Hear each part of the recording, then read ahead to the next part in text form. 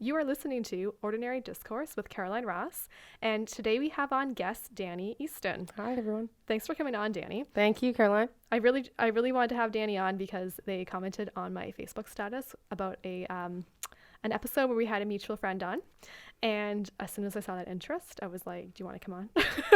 Hey, I've always wanted to be on a podcast. This is my first one. Thank you.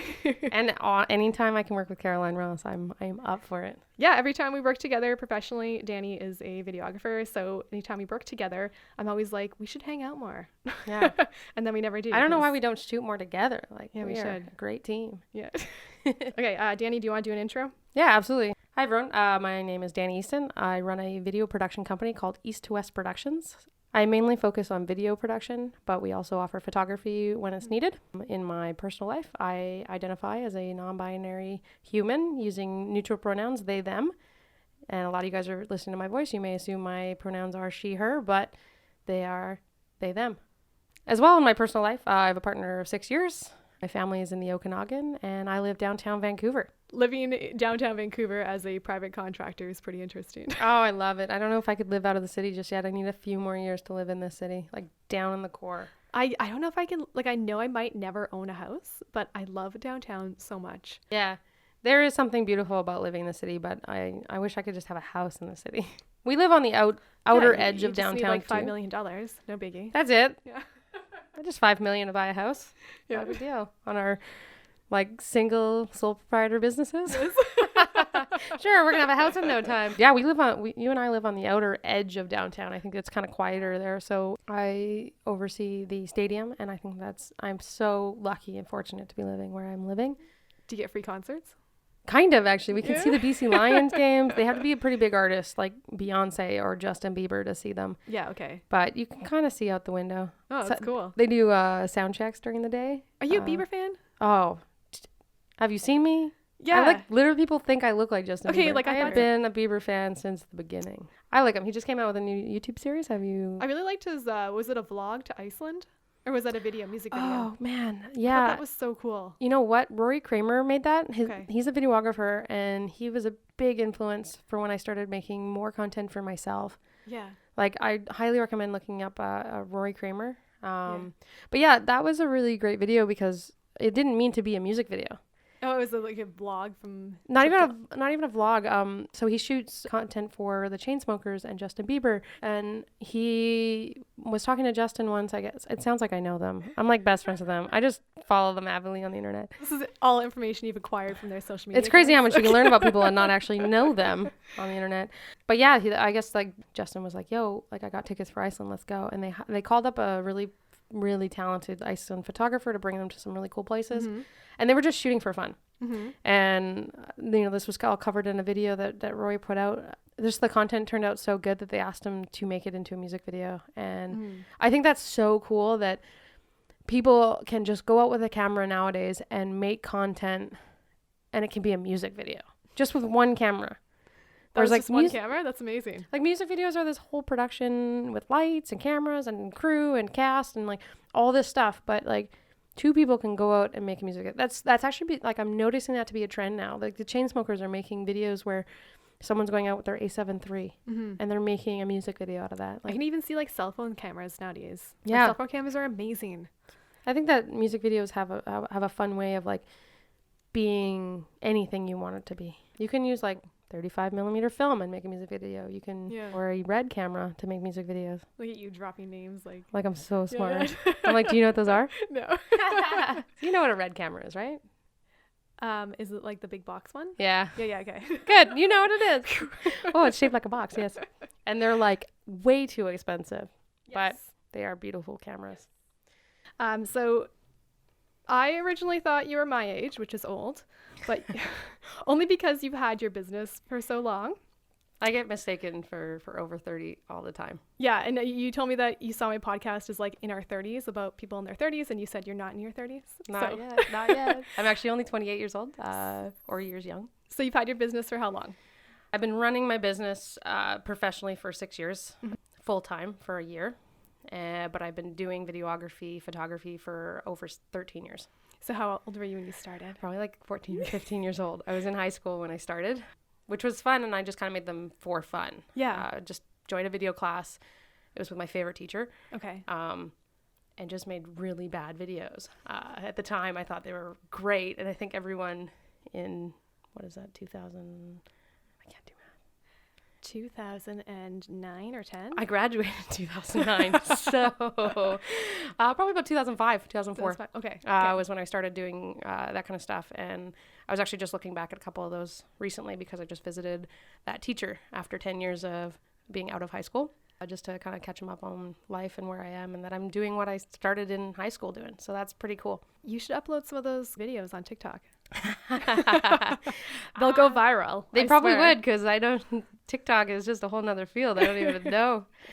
I probably could get famous for really poor made 2004 videos. Or really fun videos that are like, look really easy, but they actually take like 3 hours to make, because that's how you and I That's seem to literally do things. my life. Like, I will make a 15-second Instagram post about like funny things where my t-shirt changes, or like just like creative ways of making my Instagram stories. And honestly, it will take me hours just to like nail it. And I am a perfectionist with everything I do. I'm trying to get more relaxed with how I do things and being just casual with things, because nothing has to be perfect is what I've learned. It's about just making content. I feel the same way, that I'm over perfectionist with that stuff, but you seem so much more calmer than I am in life. Like when I talk to you, like I'm high anxiety and you're just like chill and stuff. So it surprises me that you're super perfectionist with your work. You know, I get very, like people always think I'm very calm. I don't know where that comes from, but I think I got a job at UBC years ago, probably 7 years ago. And I just remember all the staff, they just like thought I was the most calm person, but it's just, I guess that's just my personality. Yeah. But I'm a very outgoing person once you get to know me. I first met Danie at a photography, videography, wedding industry minglers meetup a few years ago. And we had a really cool job together with Pixar a few years ago. That was really rad, and I'm so glad that you came on for that. A big thing for me was we talked for hours about this one, but I loved working with you on that one because I officially had the budget to hire you, and I always wanted to. Aww. So when I had a budget to call a photographer on, and like instantly, it was just like, where's Caroline Ross? I hope she's available. So. Oh, that's awesome. Thanks. That was so much fun. And your team was really cool too. You guys were like, I don't know how to say this. Is this culture appropriation? You guys were like ninjas. You guys are just like so quiet. There's how many of you there that day? Total, I think I hired 6 people, and that was including you. Okay, so 5 of you you were 5 like, less than you, yeah. You were just all everywhere, and like I didn't see anyone. I was like, where are they? But you were there the whole time. We were there. We captured everything. I like being fly on a wall and capturing moments and how that, like, just not being in people's way. So that's led you to bigger projects with Pixar as well, right? Yeah, I got that job. They were coming here to Vancouver for one of their. It was RenderMan. Yeah, so Pixar uses an animation software called RenderMan, and they were promoting the upgrade to the animation software, and they do that all around, like I think all around the world, maybe just North America. I'm not exactly too sure, but they travel with it. And last year they were coming to Vancouver, or maybe 2 years ago, 2018. It was 18, yeah. Yeah, we just passed 2019. So yeah, it was the end of 2018. Yeah, they came to Vancouver, and I got that job off a Facebook post. No. Yeah. Pixar posts on Facebook? No. It was like somebody knew somebody who's somebody's Facebook. Right. That's how I got it. Yes. So I guess like I think the event planner is based in Seattle. Okay. Pixar and RenderMan are based somewhere near San Francisco. Yeah. And their event planner must have asked an event planner in Vancouver if they had anyone in Vancouver videography production companies. And I guess she posted on her Facebook. And my partner's ex-roommate knows this woman somehow. And he just posted my name on it. And the caption said something like, looking for Vancouver production company to capture an event on this day. Big client, paid job or something. Like I didn't even know who the client was at that point. But I was like, cool, I'll just send them an email, sent them off a couple of events I shot. And instantly I got the job. And I found out who it was for. And that was like super cool. So it is about knowing people in some sense, this industry. And they liked our work from last year. So they asked us to come back. They were going to be hosting it in Los Angeles in 2019, which was incredible. That was probably my second time in LA, but the first time wasn't long enough to really be in LA. Yeah. So yeah, we went off to LA and shot that, and that was fantastic. That was one of the big highlights of my career, that's for sure. The one thing with working with the Pixar event and why that was a big highlight to my career was because I got to build a team. As mentioned before, we had 5 or 6 of us there. Normally, I'm used to shooting with myself and a second shooter for any events, but this one I needed to build a brand, a company, multiple people shooting the presentations, a photographer, and 2 of us to shoot a highlight video for this event. Like, we needed a team for it, and I was able to hire locally through other people who are doing what we do. But it was awesome. I went out and I bought branded T-shirts with the company name on it, crew on the background. Thanks for wearing the shirt, Caroline. But that was really cool. And I made like badges for us, like media badges for us to wear. And it just felt like a big step forward for the company, because that's where I plan to go in the future, is having a business with hopefully about 5 staff members in different fields, and like people who can do all sorts, video, photo, graphic design, editing, all of it. So Right. that's the one thing I've learned with being. That's the one thing I learned about myself is when you start a business, you have to know a lot of things. You have to be a web designer, you have to be a photographer, you have to be a videographer. Marketing, business. It's a great skill to have, is wearing multiple hats, because you're just going to be able to get hired for more things. Of course, specializing something is going to make you great at one thing. Yeah. But needing to know other things is important. This is also one of the reasons I wanted to have you on, because I feel that your business has really expanded. It's important to have your business, I don't want to say spread out, because you don't want to be too spread out, but just different avenues to take in case you need to. And I've been following you on social media, and you've been doing this for the past couple years with your business. So was that kind of the starting point of going into commercial work, the Pixar, or were you headed that way already? I think in a way I never wanted to just branch into weddings. When I finished film school, I had the opportunity to start shooting weddings, and that was so fun, and it still is. And I love capturing moments and meaningful content for people. Mm-hmm. But, you need to, I think, going back to wearing multiple hats in a company, you need to be able to do more than that, I think. I think it's really important to specialize, absolutely, but that's not what I wanted to do. I don't like being just one thing. I like to be creative and have something new all the time in my life. Yeah. Branching out to commercial work was a lot of fun, and I still love doing it. And I just like to think, when people say, what do you do? I've finally narrowed it down to events, products, and brands. I just want to like be an umbrella term, because I want people to hire me for different things to keep things exciting. Yeah. But I love shooting events, whether that's weddings or whether that's Pixar or traveling. I got to travel to Mexico last year and shoot an event for Coca-Cola, which was like super cool. Like, it's fun shooting. Tell me about Coca-Cola. That sounds so awesome. Have I not told you about that yet? So one of the bigger projects I had this year was working with Coca-Cola. Oh, that's exciting. Very exciting to put that name on my resume. So I got hired by a company called Uniglobe, and they brought me on to shoot their manager's retreat for Coca-Cola. So they bring in the top sales managers to an incentive trip to Mexico. For Coca-Cola? Yeah. Okay. Yeah, so Uniglobe plans it. They're the planners. Okay, the planners. They put everything together. They work very hard, and they are a fantastic company. And I just have and I'm honored to be a part of their team. So with Coca-Cola's event, it was go for 5 days. They put on events for all the staff every day, and they're so fun. They go from Coco Bongo. I don't know if you've ever heard of what that is. Is that in Cancun? Yeah, we were near Cancun. Multi-level foam bar with... Oh my God, it is a party. And stuff, yeah. So I get to go to a party and shoot a party. And so are you shooting till 1 a.m., 2 a.m. Sometimes, yeah.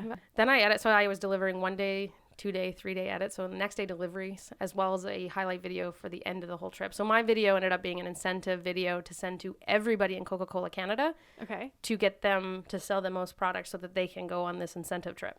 That's no pressure at all on you. Honestly, I felt no pressure, because I believe in what I do, and I love what I do, and they believed in what I did. That's my favorite part, is that they hired me for me. They liked my work.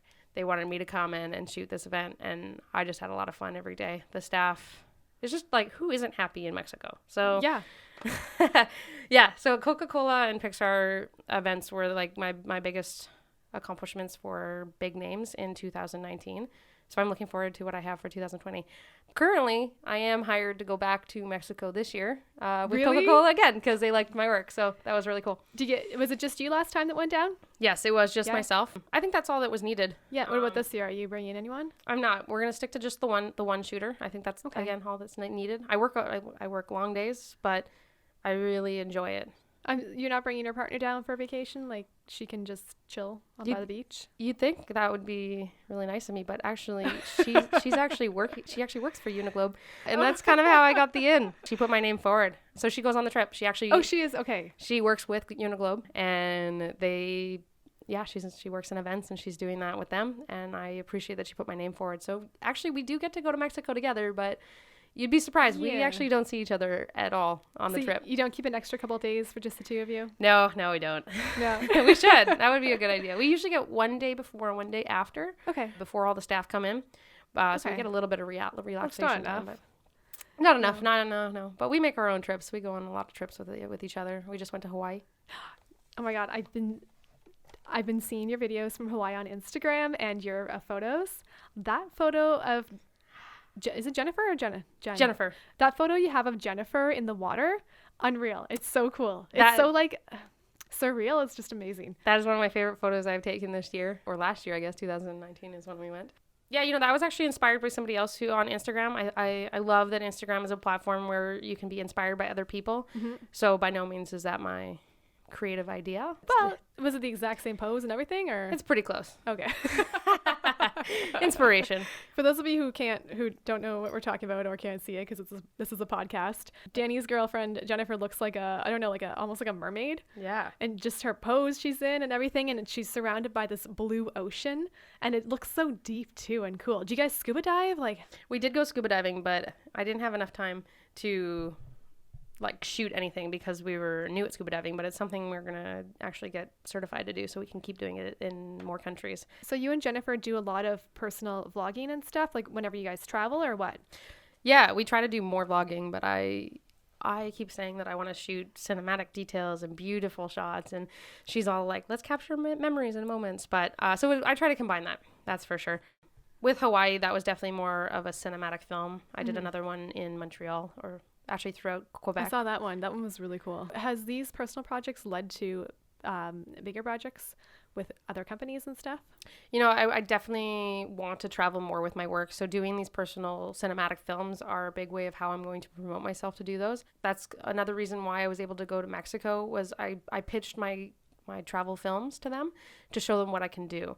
And being able to have a portfolio is so important. So I'm doing these portfolio of our travels for free at no charge because I want to be doing more of them. And I just recommend that if anybody wants to go into a field, whether that's weddings or fashion or travel, is to just start making content for that. Yeah. Because then you have a portfolio for it. I think it's really important to do what we love too. So if you guys love doing travel videos together, maybe a company will hire you to go travel to their location and do videos and stuff. Ideally, right? That's kind of what's happening, actually. We're going to go to the Yukon. It seems like I'm traveling so much. 2019, 2020 are travel years, that's for sure. But we're headed to the Yukon in a week from now. In a week? Yeah, not this weekend. Do you have warm enough clothes? I think we'll be okay. We'll find out when we get there. Yeah, I've got snow pants. We're going to get myself some boots. But okay. Literally, we wanted to go to the Yukon for fun. I've never seen the Northern Lights. With going to the Yukon, we are shooting some content for another company. So there is a combination of us going on a trip and working at the same time, but it's kind of what we're used to and what we do.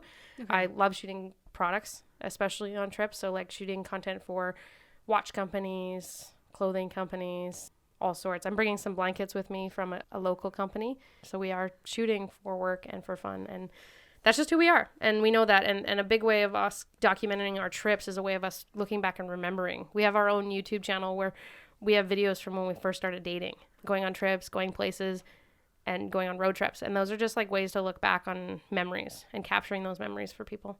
Oh, that sounds wonderful. We love it. We often will try to sit down every couple of months and just watch all of our videos because we get to relive memories. Oh, that's so sweet. That's essentially what we're doing for everyone else too when you shoot these videos. Do you ever get tired of shooting videos? It sounds like it's your personal life, your work life, it's your business. Especially with Instagram, even if you do social media, it's all about videos and stuff.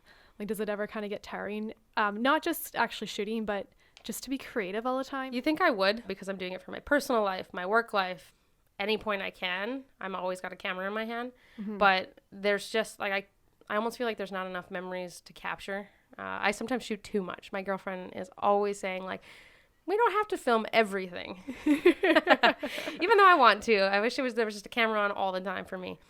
I just find different ways of expressing myself through it. With the personal stuff, I can be a little bit more relaxed and casual with it. With the professional stuff, I think there's a good amount in my life for that. And loving what I do is so important to continuing to do that. I think if I was miserable making videos every day, of course I'd be tired. But because I'm doing it and it's fun for me, I almost can't get enough of it. I don't know if you feel this way, but sometimes like I love shooting with my camera, and I love having my phone with me to take those photos and videos when I don't have my camera around me. However, and I do shoot it quite a bit as well. Like I teach photography, I shoot all the time like you. And as soon as someone asks me to do something for free, I'm like, oh my God, no way. Yeah, like it's your best friend and they're like, hey, do you want to take some pictures of my birthday? Originally, you were going to bring your camera, but as soon as somebody asks you, it feels like a bit of an obligation. It does. Or like a standard. Yeah. Whereas like going in, if you were just going to take pictures, you might take one or two. yeah, and they'd love it. But as soon as they ask, it feels like you're working. So I definitely am an advocate for paying people for what they do. People ask photographers and videographers to do things at discounts or deals, but it's like, I'm not going to ask you to give me a discount to fix plumbing or like fix the toilet. Yeah. Or like the roof of my house. I was like, I live in an apartment. I don't have a roof. Yeah. But it's like, we're valued. It's like we have an education and we spent years crafting this, that we should be paid for those. Like I've spent the last 6 to 13 years learning how to edit in 30 minutes, whereas it might take somebody 3 hours to do it. It's like, just because it takes them 3 hours and they're charging an hourly rate, why does it, if I do it in 30 minutes, I don't get paid for the 3 hours? It would, like the value of what it costs. Like, yes, I can do it faster, but that's because you're paying for the years it took me to get there. You're creating so much. Are you creating anything for like short films or anything? So within my career, I have shot short films, documentaries, wedding films, events, all sorts. You name it, I probably have shot it once. I'm currently not working on any short films or documentaries, but the recent documentary I shot was probably about somewhere between 3 to 5 years ago, which seems so long ago, but the film is still so relevant. Okay. It's a different hustle doing the filmmaking documentary life and what you're going to do with it. Whether you put it on the internet or you're going to go through the film festivals. It's a lot of work to go through film festivals. When I shot my documentary, it's called To Be a Man. It's a short documentary about a trans guy who transitioned from female to male, and I followed his journey for the first year or two in that transition. It was a lot of work to put that documentary through film festivals because I couldn't share it with anyone for an entire year. And we got into a couple of film festivals, which was cool. It wasn't until about 5 years after I made the documentary where I actually made some money off of it. Oh, cool. So I find that the documentaries are more of a passion project, as something that I care about, that I want to tell a story about, because I'm not getting paid for it unless you find some kind of sponsorship. Okay, so you shoot first and then you get paid after, maybe. Yeah, if you can get funding prior, there are tons of places that you can get funding. But when I make documentaries, it's usually about something I care about. It's a lot of work to do short films and feature films. I couldn't do it. I want to make money. Don't put this in the doc, or don't put this in the podcast. I love the commercial field, though. All right, let's move on. Okay, so you were saying that 1 year ago you quit your job to do videography full time. What was your job before? Like, what was your job that you quit? I was working for a company called Pixie Link Solution, which is a one-stop shop for realtors. Oh, cool. So they do web design, photography, floor plans, and videography. And I was hired on originally as an editor to shoot some of the videos, but I worked there for about 4 years and was able to bring the video part of their company up and do more production value stuff, or at least I hope I did. I think I did. They were a fantastic company to work with. They were super supportive, and I had a lot of flexibility with my schedule for developing my business. So I was working full-time shooting real estate videos in the Lower Mainland, and also doing Eastowest Productions on the side. So it was a lot of work. Were you scared to start your own business and quit your full-time job? Well, prior to quitting my day job, I was working for probably 5 or 6 years leading up to quitting. Okay. So I kind of had a backbone developed within my business already. So it wasn't just like jumping off and starting a business. I was already well started at that point. Okay. But I was shooting on evenings and weekends whenever I could. I had a 9-to-5 job, and any time outside of that, I was working for myself. With leaving, a big thing for me was I knew 3 years before I quit that I was trying to quit. I remember I was going to give my 2 weeks notice, and then somebody else in the company quit. And I was like, well, I can't do it yet because that guy left. And then I think a year went by, and then I was going to do it again. But somebody else quit before me, and I was like, okay, well, it's not my time. And through that time, I was saving money. Okay. So anytime on weekends, Saturdays, Sundays, when I was working for Eastowest Productions, that money got put away to be able to branch off. I don't think at the time I really knew it. I had my 9 to 5. That paid me enough to live. So any extra money just got put into the bank account, in a savings account. So 3 years later, when I was ready to quit, I actually had enough money to keep me going for 3 months. Okay, good. With like nothing. So that's amazing. If I took that jump and had no work, I was still able to pay myself. Yeah. And I think that's honestly, if anybody out there needs any kind of advice, that's what I would recommend, because I did that, and it was an extreme safety net for me, which was great. But when I left, I had so much work coming in that I actually still, after a year of doing that, have not touched that money. Do you live with your partner? We do. Yeah. I do. Okay. So that helps. Like for me, sometimes 1 month I might not make rent, but the next month I'll pay 3 months rent. Jennifer was extremely supportive when I wanted to leave. She said, like, I work a steady full-time job. If you're not having a good month, I can help you. And that was like, it's just like, I had a safety net of like extra money. I had a safety net with a partner who was willing to help me. And I also had a safety net with my family who was willing to support me. So I feel very fortunate that I didn't have too much to risk going in. And if it didn't work in the first couple of months, I can just apply for another day job if I didn't like it. That's something that we're really lucky to have as family. Is your family in Vancouver? They're not. They are in the Okanagan. The amount of times my parents like reach out and say, like, if you need help, let us know. If your car breaks down, let us know. We'll lend you one of ours. And like they're gonna drive it out here? They would. They would. Just come pick it up. They would drive in to come see me just to support me. The amount of support that my family has given me over the years is incredible. I don't even know if I could thank them enough. I think every time I go home to see my family, it's always business talk. But in some way, I kind of love that. My whole company is it's not just me doing my company.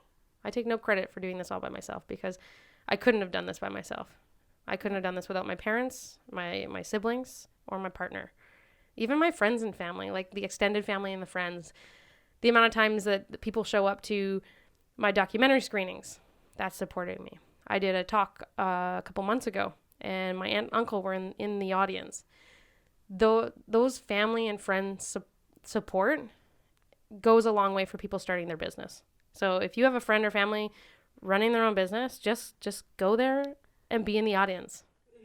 That's my recommendation. There's so many companies in Vancouver and so many new people starting who want to be videographers and photographers and filmmakers. How do you stand out against these new companies and also companies that you're competing with in the industry that are similar to yours?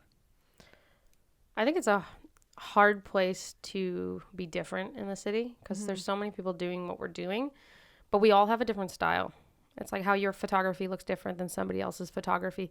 In the end, people just they connect with your work somehow, whether that's in the shadows or the bright photos, or like they see something and that's just like visually appealing to them. And that's the kind of clients and people I want to work with, is people who see my work and they just feel something.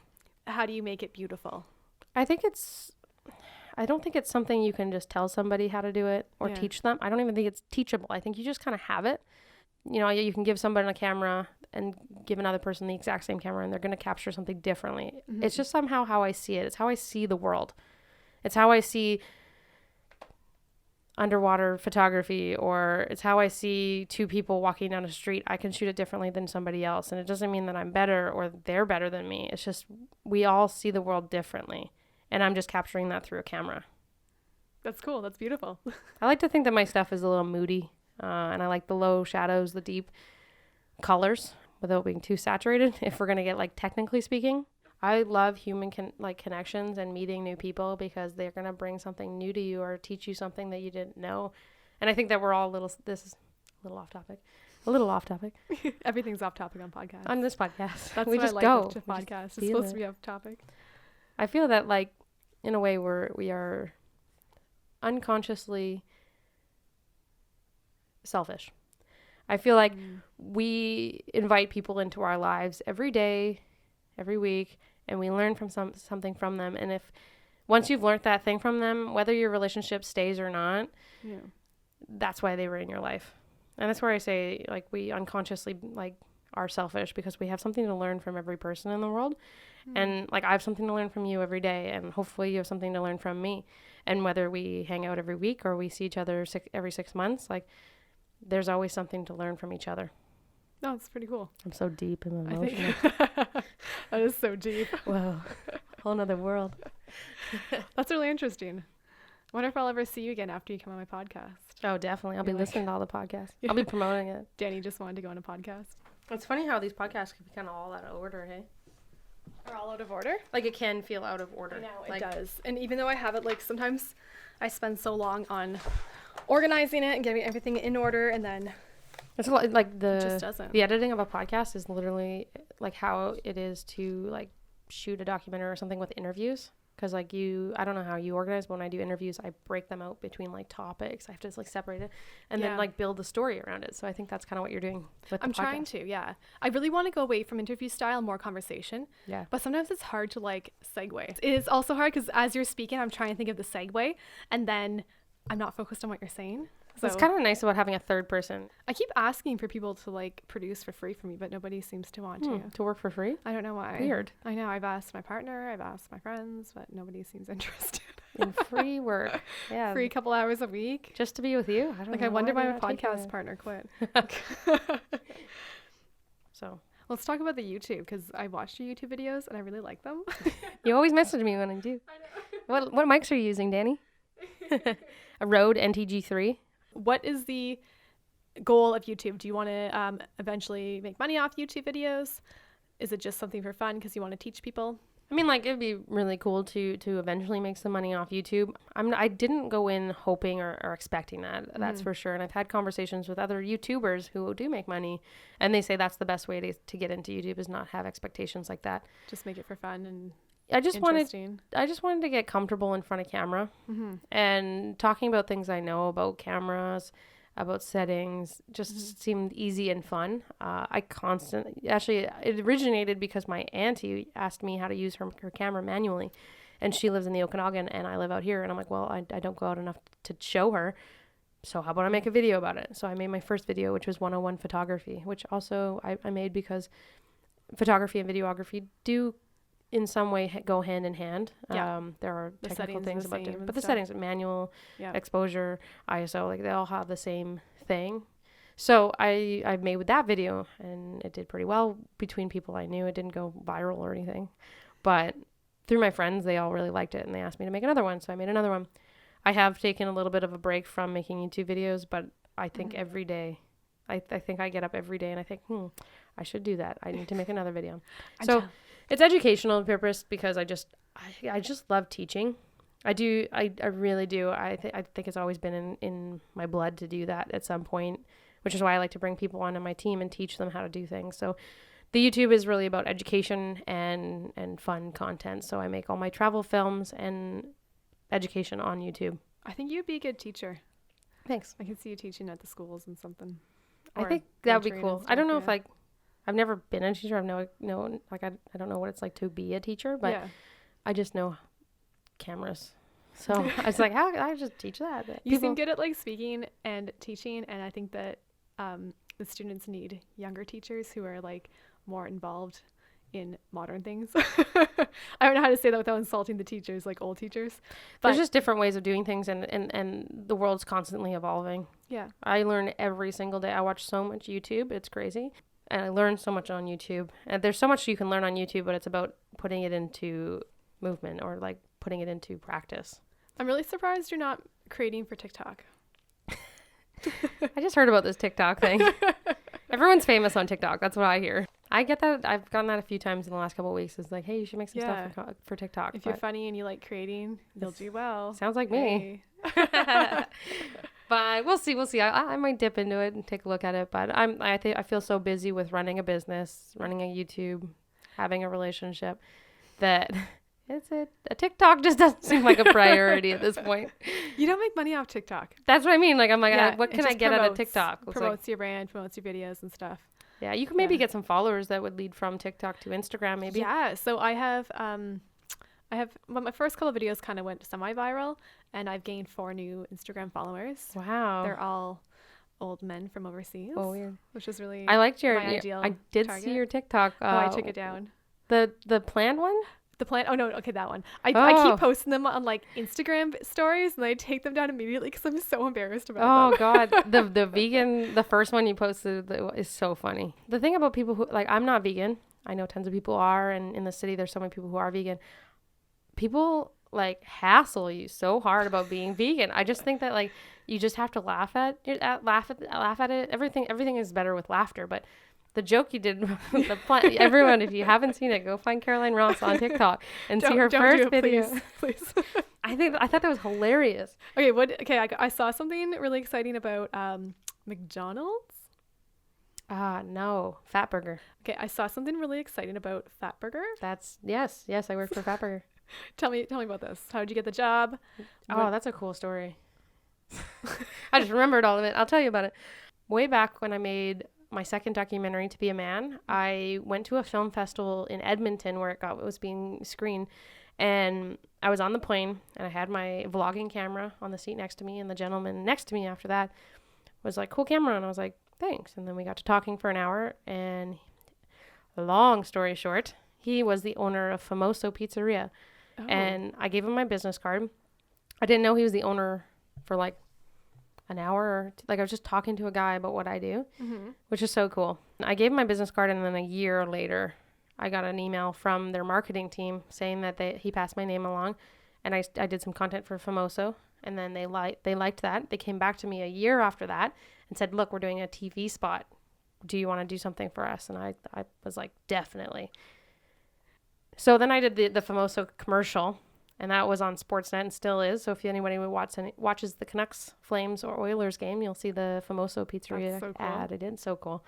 Feels awesome. Must be nice to see your work. It is. It's only 15 seconds, so it's very short living through that moment. But the owner, the people who own Famoso also own Fatburger. So my name just got passed along because they liked that one. They thought, okay, come and do Fatburger. And throughout these stages, like, the first one I did for Famoso was really casual and relaxed because that's where I was a bit more in my career. And then the year after, it got a little bit more professional. But I was still hiring my friends to be in the video. Like my best friend and my girlfriend are in that commercial. And then for Fatburger, I got to a point where production value got bigger.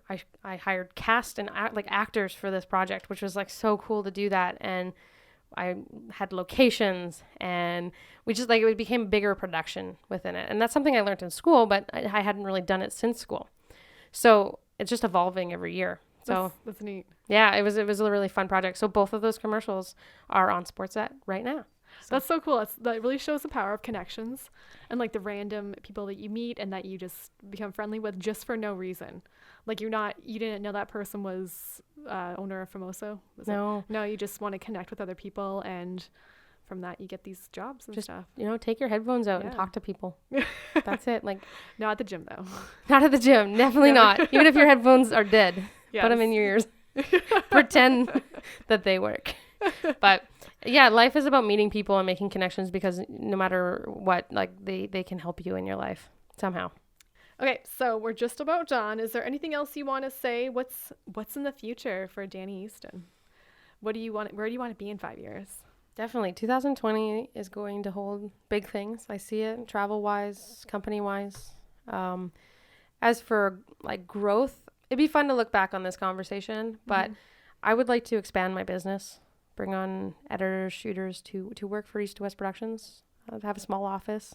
I think we're ever growing and ever changing, and I just hope to be continuing to make great content for people that means something. Yeah, that's cool. Yeah. I think you are already, so continue and maybe to do some so. mentorship. Yeah. I think growing and being able to educate people on the 13 years that I've been doing videos would be really fun. I do have an interest in just like passing on knowledge. I wish I had a mentor when I started. I don't know how you get one. Like obviously you can just go ask somebody, but also who are you going to ask? But yeah, someone who would be putting their time into it for free to mentor. But I don't think mentoring is free, is it? Oh, you get paid for mentoring? Yes. I am up for mentoring anyone who would like to. So you mean you're going to mentor people for free? I mean like casual mentorship, like people who can come to me asking questions. Okay, like Instagram questions or something. But more than just like once in a while, like somebody who wants to learn. But Yeah, no, you gotta charge for that shit, yo. no one likes to work for free. No one. If anyone wants any free mentorship, hit Danie up. Oh, I don't know now. Now I know I can probably get paid for mentorship.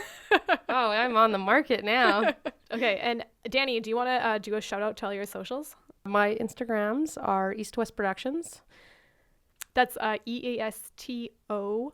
WEST. Yeah, it's spelled a little different. It's not East to West. It's more like East O West is how you spell it. So Eastowest Productions. And my personal is Danie, DANIE .EASTON, Easton. That's just my name. And if you are down to follow me, that'd be great. What about your third one with your partner? Oh, yeah. My partner and I have just a little fun one. Jen and Danie. JENAND DANIE. You'll have all those in the bio, though, hopefully. Great. So check them out. Give Danie a follow. I actually follow all of them, and they're pretty interesting. So thanks for the support, Caroline. Yeah, no problem. Okay. Well, thanks for coming on, Danie. I appreciate it, and this was really interesting. Absolutely. Thank you, Caroline, for having me. It's been a blast.